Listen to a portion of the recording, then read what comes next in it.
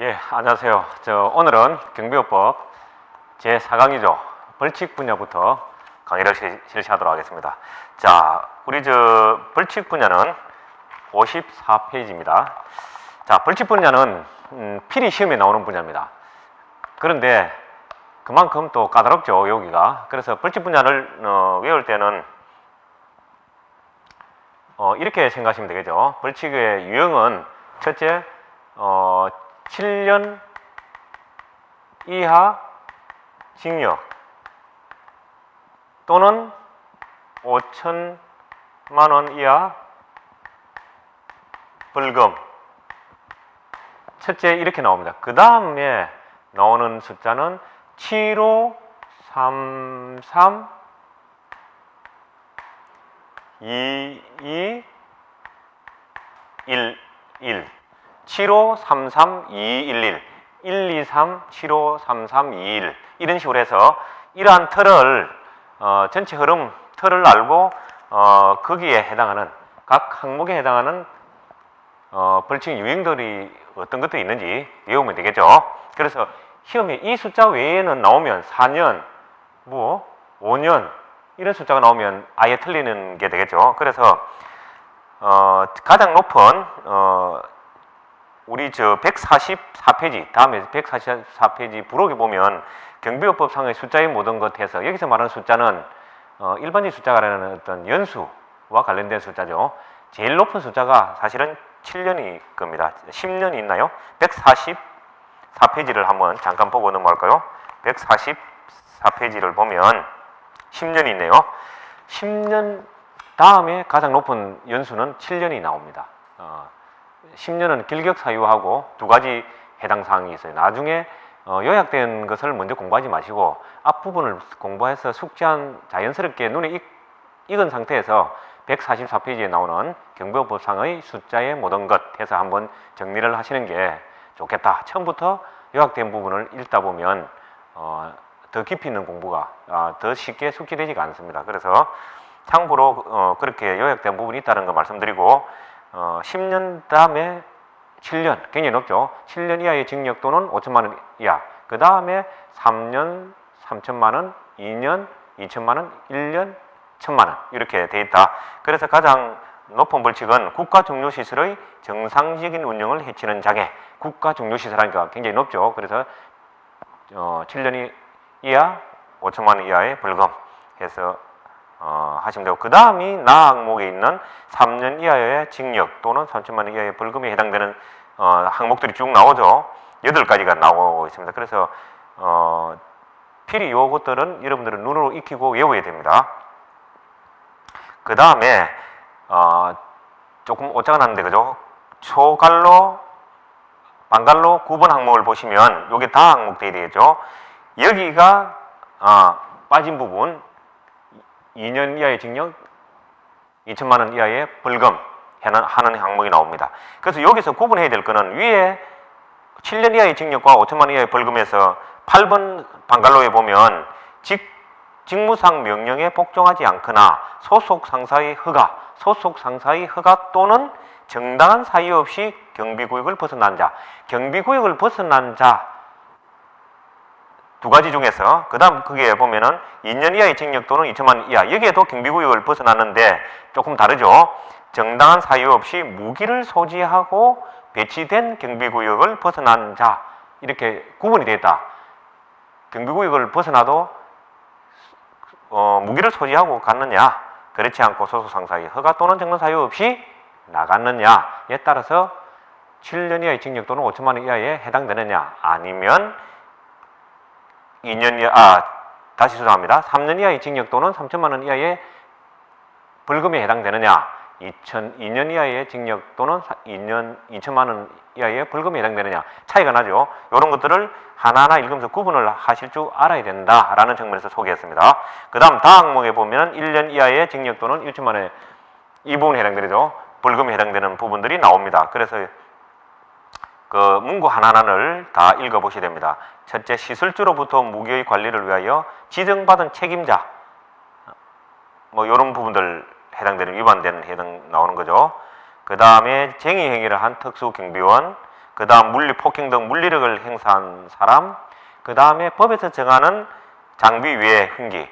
법에서 정하는 거는 앞번에서 공부했죠. 경적, 담봉, 뭐 분사기 등등이 있는 거, 그것도 외워야 되죠. 법에서 정한 흉기 외에 또는 위험한 물건을 휴대하고 경비 업무를 수행한 경비원, 그 다음 경비원에게 이를 휴대하고 경비 업무를 수행한 자, 이런 사람들이 다 해당되죠.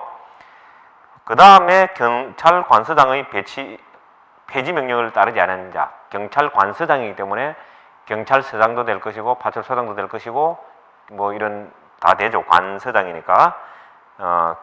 그 다음에 5-1에 보면 폐지를 명할 수 있다. 거기에 해당되는 6가지 유형, 이런 것들은 법률적인 어떤 조항, 법률 벌칙과 상관없이 따로 또 시험에 나올 수도 있겠죠. 그래서 6가지 유형들도 알아야 된다. 뭐 거짓으로 배치 명령을 신고를 한 사람이라든지, 결격사유에 해당자를 집단면허 현장에 일반 경비원으로 배치했다든지, 신임 기록을 이수하지 않은 자를 경비원에 배치했다든지, 그 다음에 뭐 집단적 폭력 행사를 일으킨 자, 그 다음 일반 경비업자가 경비 배치 신고를 하지 않고 일반 경비원을 배치한 때, 그 다음 집단 민원 현장에 결격 사유를 배치할 때, 이런 약간의 문구들이 다르죠. 그런 것도 구분할 수 있어야 되겠다.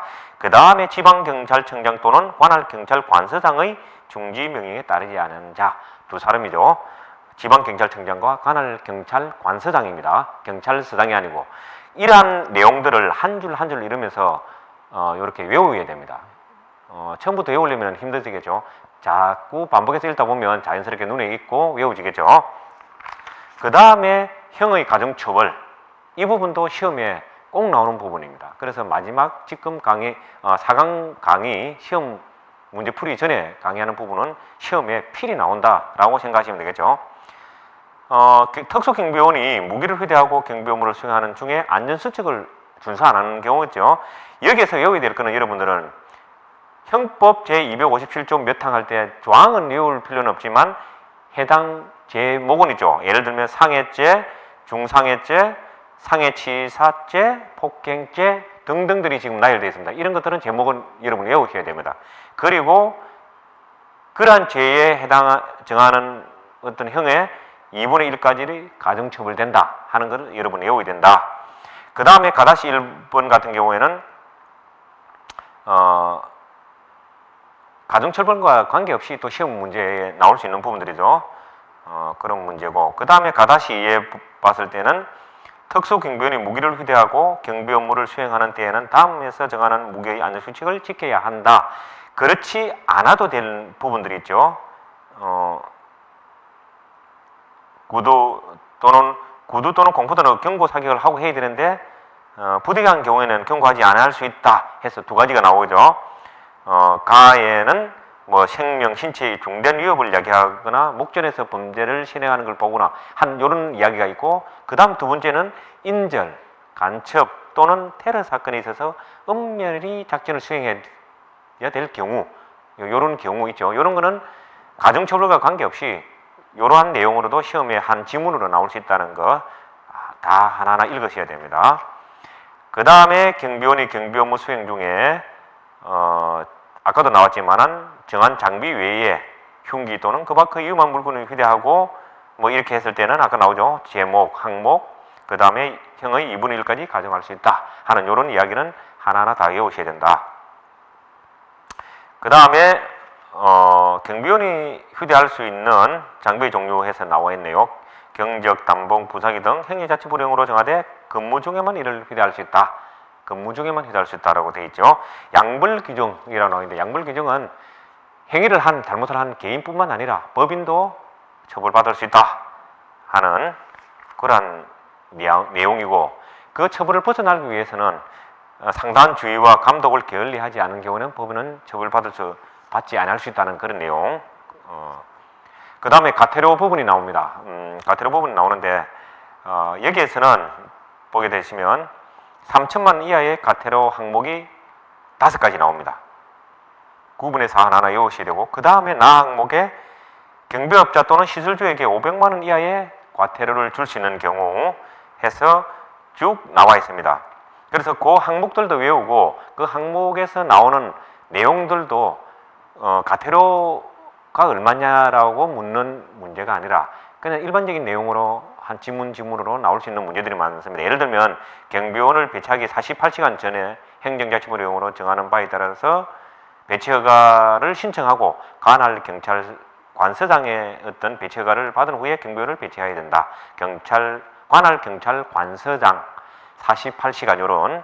그 다음에 20일 이하인 경우에는 배치 신고를 안 해야 된다는 이야기죠. 20일 이상 경비원을 배치할 경우에는 7일 이내에 배치 신고해야 되고, 폐지할 때도 폐지일로부터 7일 이내에 폐지 신고를 해야 된다. 7일. 뭐 이런 것들은 과태료 얼마냐와 상관없이 시험에 나올 수 있는 분야죠. 그 다음에 15일 이내에 경비지도사가 그만두게 되면은 15일 이내에 경비지도사를 선임 다시 해야 된다 하는 이런 내용 한번 읽어보시기 바랍니다. 그 다음에 쭉 내려가서 경비업자는 주된 사무소 방갈로 9번이죠. 방갈로 9-2번 항목에 보면 주된 사무소, 출장소, 집단 민원 현장 요 세 가지의 위치에 경비원 명부를 작성해서 비치하고 이를 항상 정리해야 된다. 어디에? 주된 사무소, 출장소, 집단 민원 현장. 그러나 근무사항 기록부는 주된 사무소 또는 출장소죠. 이런 차이. 그 다음에 근무사항 기록부는 어떠한 내용으로 인적사항, 배치 일시, 배치 장소 등 이런 것들이 들어간다는 것. 그 다음에 1년 동안 보관해야 된다. 이런 등등의 내용들. 과태료는 지방경찰청장 또는 경찰관서장이 부과 징수할 수 있다 하는 이런 내용들. 경비업법은 한 문장 한 단어 있는 것들을 상세히 읽어야 된다 하는 거 재차 강조합니다. 그 다음 장에 보면 내용 쭉 나오고요. 과태료 부과 기준 해서 나옵니다. 자, 여기서도 외우기가 굉장히 까다롭죠. 구분할 수 있도록만 해주시면 됩니다. 하면 되는데 어떤 위반 행위는 1회 위반, 2회 위반, 3회 이상 위반일 때는 과태료가 얼마인가 아셔야 되겠죠. 그래서 대략적으로 외우면 다 숫자들이 뱄니다. 예를 들어서 1차 1개월 이상 뭐이 나오면은 예를 들면 50이 나오면 그 다음에는 100, 200, 100가 나오죠. 400 이런 식으로 나오거든요. 이런 식으로 나오는데 딱 두 군데만 300이 나오고 그럼 600이 나와야 되는데 그게 아니라 400 뭐 이런 식으로 된 곳이 있습니다. 그래서 300은 나오는 데가 딱 두 군데가 있어요. 보면 예를 든다면 이제 외우는 방법을 하나 이제 말씀드리는 거죠. 2번 항목에 보면 경비 대행업자 지정 신고를 하지 않은 경우 대행업자를 지정해놔야지 특수경비업자가 공백이 안 시게 바로 즉시 투입이 가능하죠. 그런데 허위로 신고한 경우 400만 원. 그 다음 그 밖에 사유로 신고하지 않은 경우 하면 800이 돼야 되는데 300이 되죠. 그래서 300은 뒤에 보면은 그 뒷장에 경비원 명부를 작성하지 않은 경우에서 쭉 뒤에 12번 항목에 보시면 경비원 명부를 작성하지 않은 경우에서 300이죠. 딱 두 군데만 300이라는 금액이 나옵니다. 그래서 외울 때 경비원 명부를 작성하지 않으니까 사람 명부가 없으니까 어떻게 됩니까? 신고할 수가 없죠. 신고가 되지 않죠. 그러니까 그 밖의 사유로 신고가 하지 않는 경우지만 될 수가 없는 경우가 되는 거죠. 두 가지에만 300이 있다. 허위로 신고하지 않는 경우는 400이다. 여하튼 여러분들만의 방법으로 요것들을 외워야 되겠다 하는 그런 말씀을 드리고 문제풀이로 들어가 보겠습니다. 자, 경비업법 문제풀이를 한번 보시면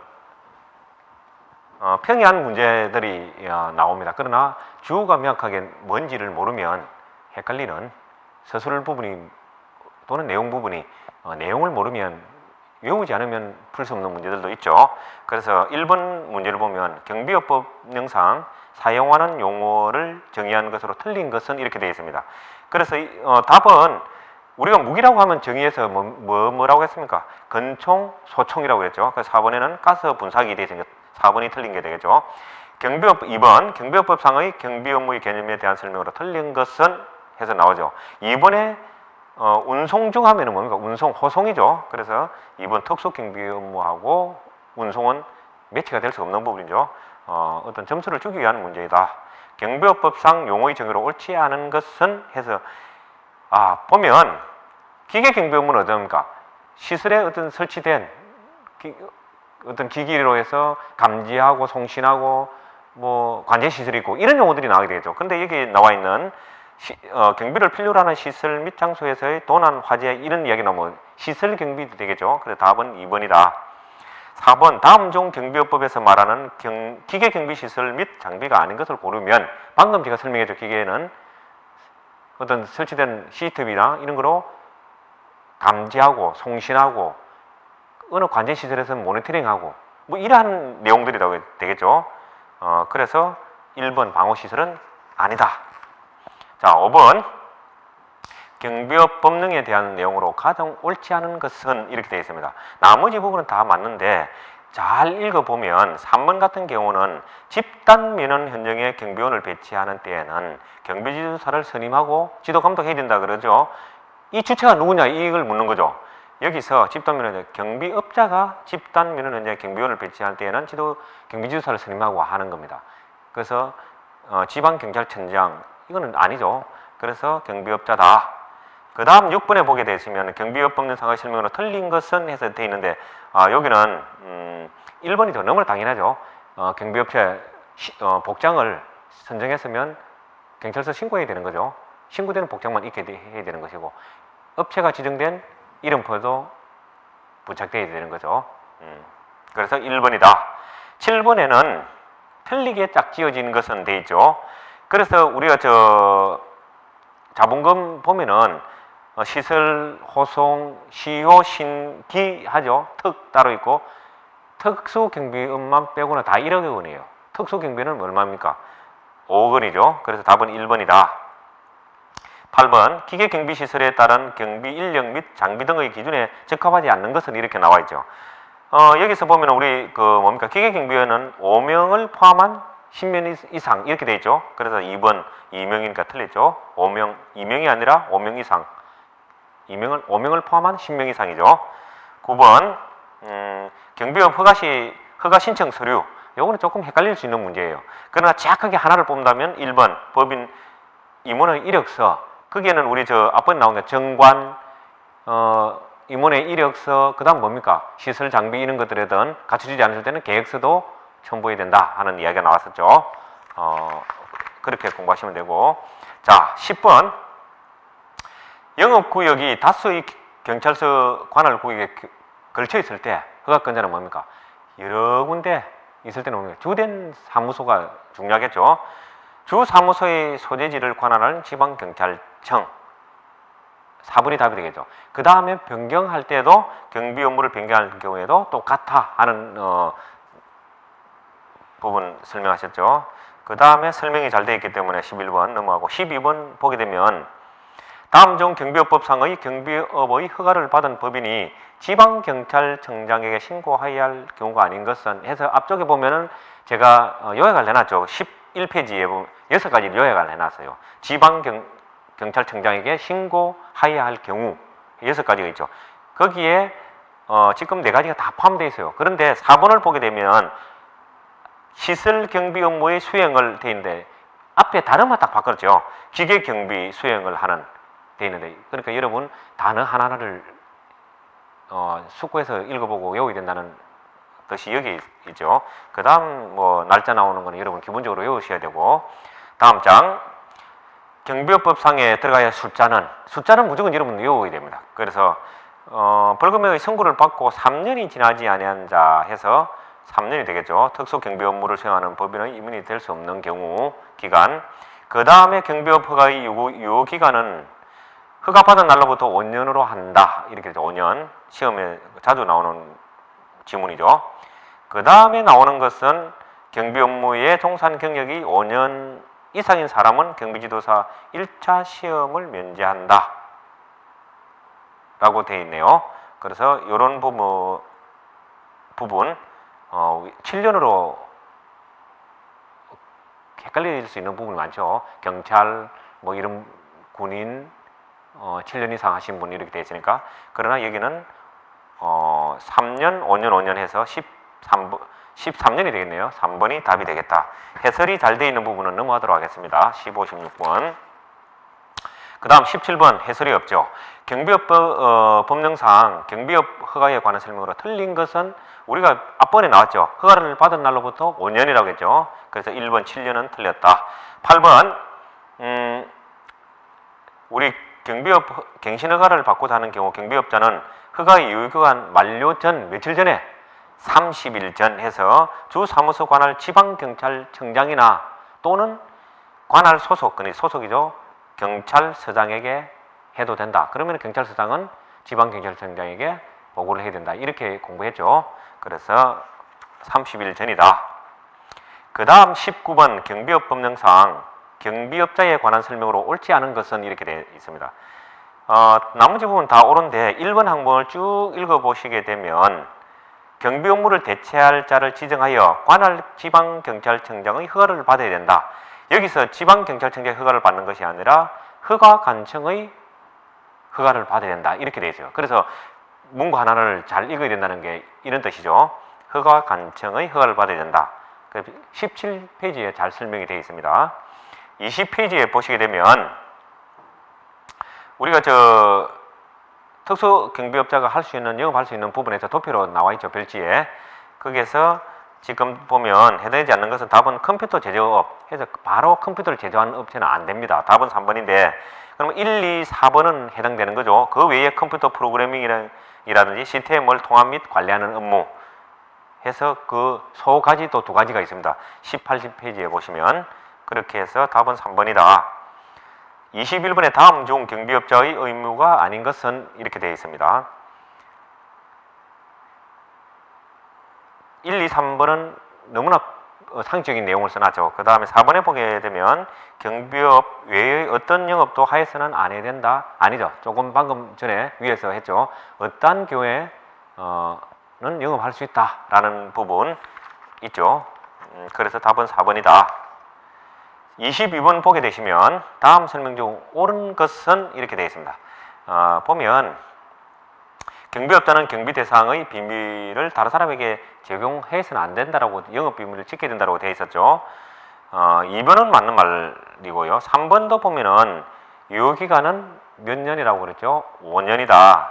그 다음에 4번에 보시게 되면은 자, 이런 부분들을 보면은 문구 하나를 상세하게 잘 읽어야 되죠. 특수경비원의 무기휴대, 종류 잘 해줘. 휴대, 무기 종류, 그 사용 기간, 기준 및 안전검사의 기준 등에 관하여 필요한 사항은 이게 법에 나오는 이야기죠. 대통령령으로 정한다 이렇게 되어 있네요. 그래서 우리가 법 체계가 어떻게 되는지 여러분 뭐 너무나 상식적이지만은 또 법을 공부 안 하신 분은 또 모를 수도 있으니까 우리 법이 있고 그 다음 밑에는 시행령이 있죠. 시행령.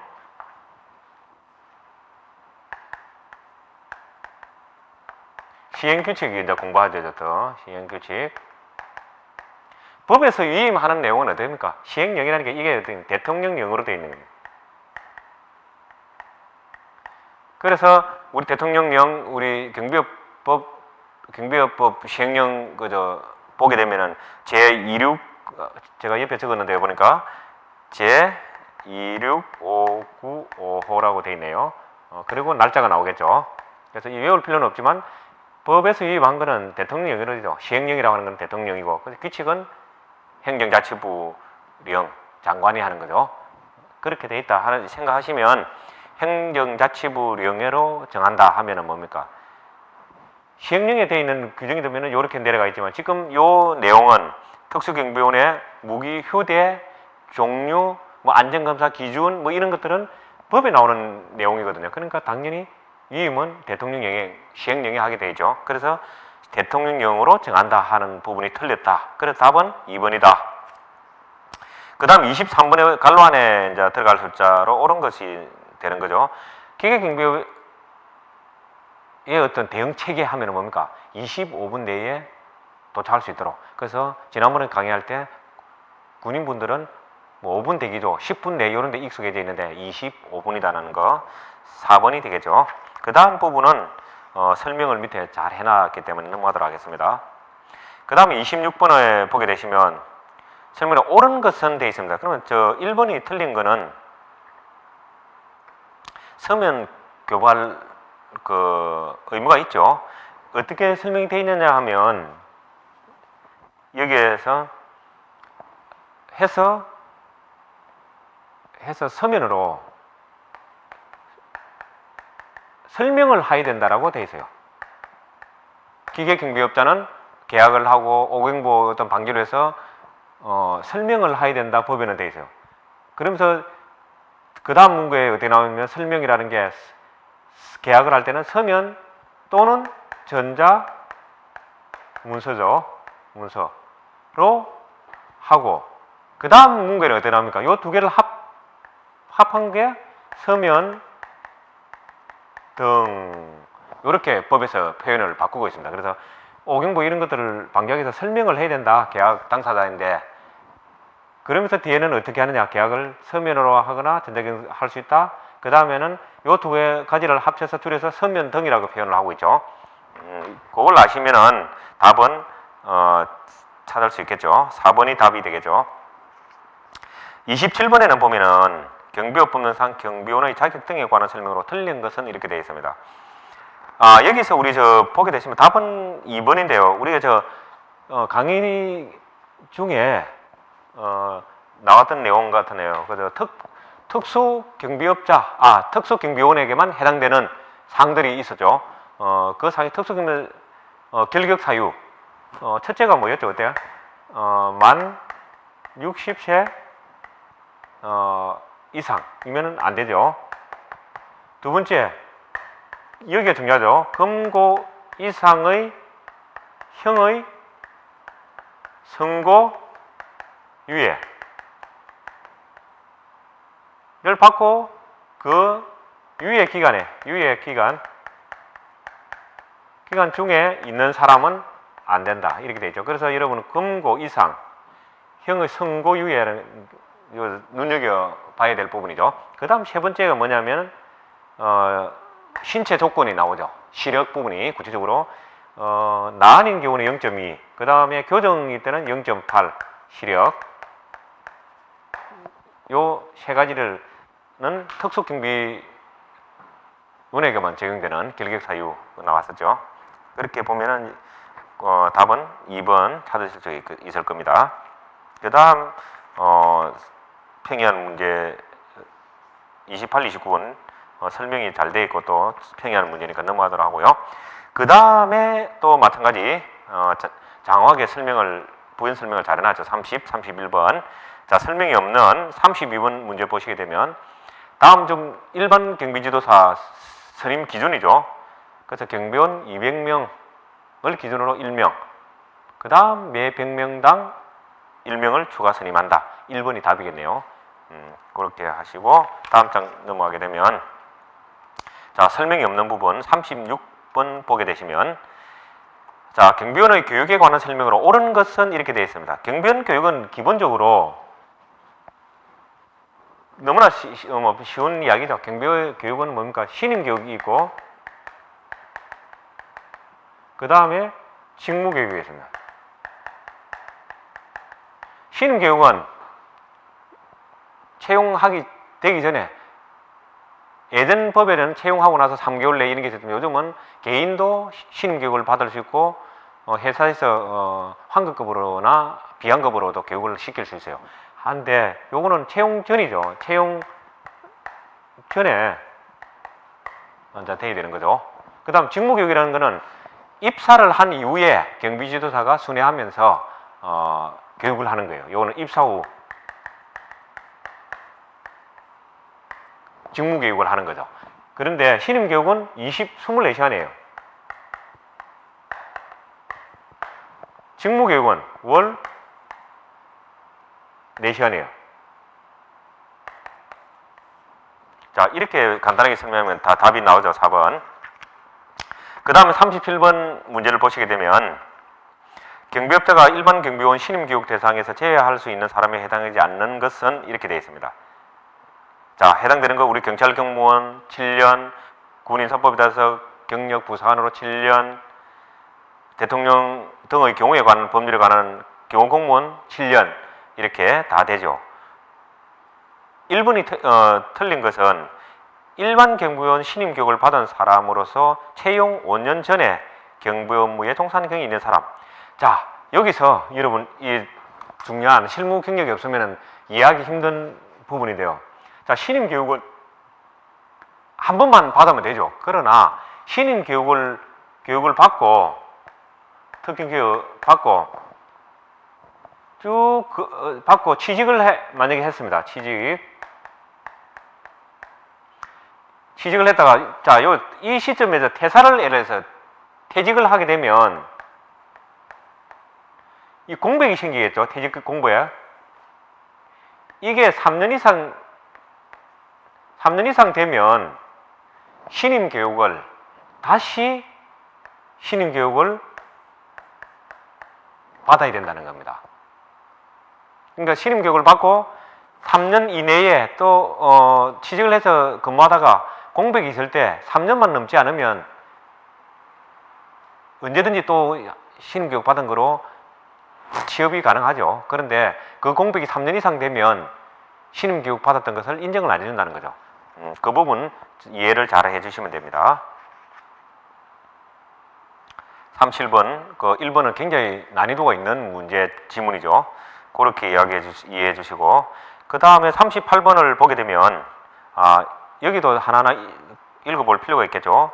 무기를 대여받은 국가종료시설의 시설주의 무기관리 등에 관한 설명으로 옳은 것은 되어 있습니다. 그러니까 틀린 게 많다는 거죠. 자, 1번 특수경비원이 고의로 무기를 빼앗기는 경우 특수경비업자에게 당해 특수경비원에 대한 처벌을 어떻게 할 거냐 이거죠. 여기서 법의 문구는 어떻게 되면 교체 또는 징계라고 되어 있죠. 그렇게 여기는 징계를 요청한다는 게 아니라 교체를 요청할 수도 있는 거죠. 교체 또는 징계 정확히 보셔야 되고, 2번에 보면 무기고와 탄약고는 복청 2층, 3층에 하는 게 아니라 단층에 해야 된다고 나와 있죠. 그 다음 3번에 보면은 무기의 관리 실태를 매월 파악하여, 여기까지는 맞죠, 매월. 다음 달 3일까지 관할 경찰 관서장, 이것도 중요하죠. 3일 관할 경찰 관서장에게 통보해야 된다. 그래서 자연스럽게 답은 4번이 되겠죠. 37번, 38번은 다소 난이도가 있는 문제가 되겠네요. 그 다음에 39번 경비업 법령상의 내용으로 옳은 것을 모두 고른 것은 되죠. 굉장히 어렵네요. 하나도 틀리면 안 돼요. 그래서 여기에 보면 아까 나왔죠. 간부로도 7년 이상가 나와 있고, 맞고, 나번에 보면은 위법 또는 부당한 것을 시키면 당연히 시켜서도 안 되고 받았을 때는 거부하고 이행을 해서는 안 되죠. 가나번은 맞죠. 그런데 다번에 보게 되면 특수경비업자는 특수경비원으로 하여금 배치된 경비국 안에서 지방경찰청장 및 공항경찰대장 되어 있는데, 여기서 우리가 공항경찰대장 나오면 누가 나와야 됩니까? 관할경찰서장 및 공항경찰대장, 이렇게 여러분 그 누가 해당되는지를 구분할 수 있느냐를 보는 거죠. 거기에서 틀렸고, 그 다음에 마지막 부분에 보면 국가종료시설 시설주의 감독을 받지 않는다, 시설주의 감독도 받는다라고 이렇게 문구에 되어 있죠. 그래서 답은 틀렸고, 라번에 보면 우리가 그 무기를 지급해서는 안 되는 경우, 지급했으면 즉시 해소해야 되는 경우가 어떤 경우냐라는 것을 묻는 부분이 되죠. 그래서 보면은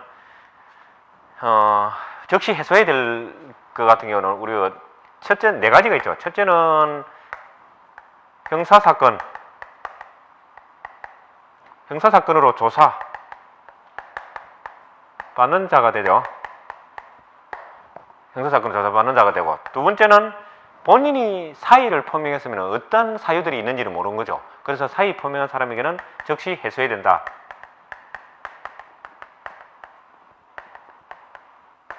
그 다음에 정신질환자. 그 다음에 뭐 부적합하다고 인정되는 데죠.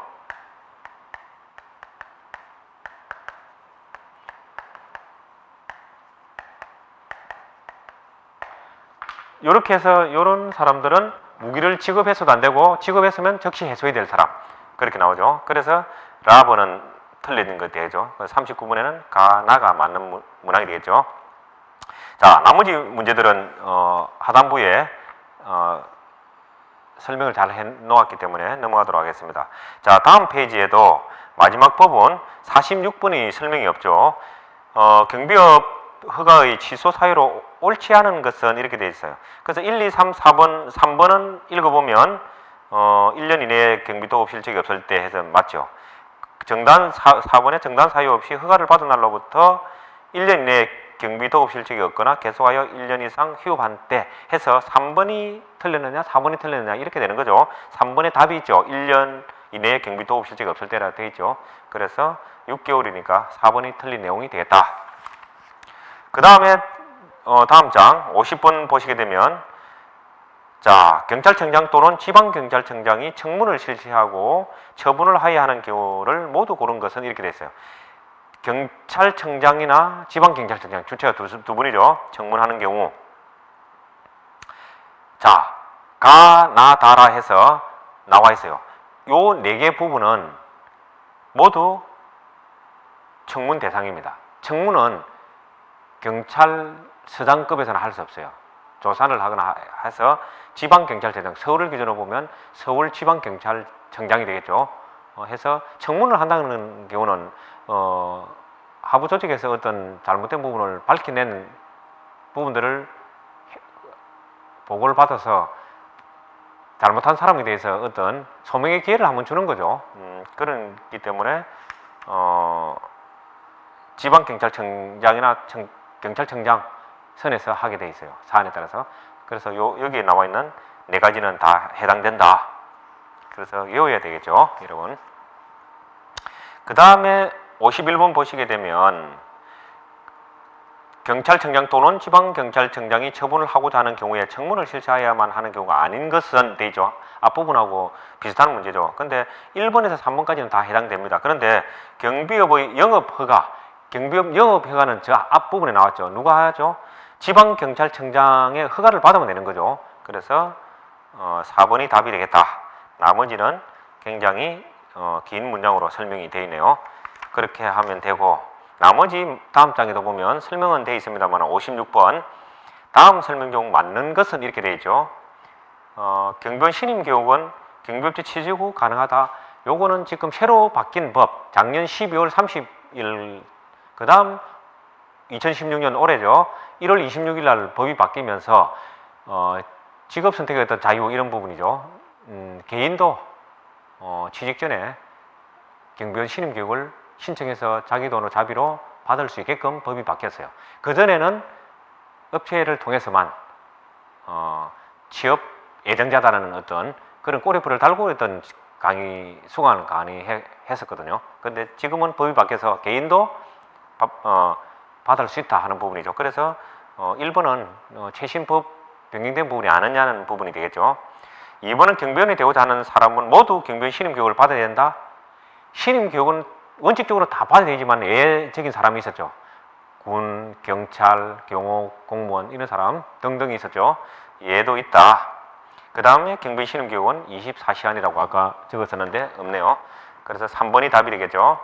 경비원 신임교육이란 경비업체 내부에서 실시하는 24시간 교육이다. 아니죠. 신임교육은 입사하기 전에 입사 전에 신임교육을 받아야 된다겠죠. 직무교육이 여기 나오는 업체 내부에서 하는 거는 직무교육이죠. 그래서 답은 3번이 되겠다. 자, 이렇게 해서 경비업법 4강까지 마무리가 되었습니다. 그래서 이번 4강에서 문제풀이에서 여러분 느끼셨겠지만 주체가 누군지 내용 부분의 숫자라든지 또는 단어 하나하나가 어떻게 수술되어 있는지 조금 조금씩 바꿔 나와서 놓을 수 있는 부분들이 많죠, 법에서. 그래서 법에서 기술된 대로 반복해서 읽고 숙지해야 되겠다 하는 것을 강조하면서 4강 벌칙 부분으로부터 문제풀이까지 마무리 짓도록 하겠습니다.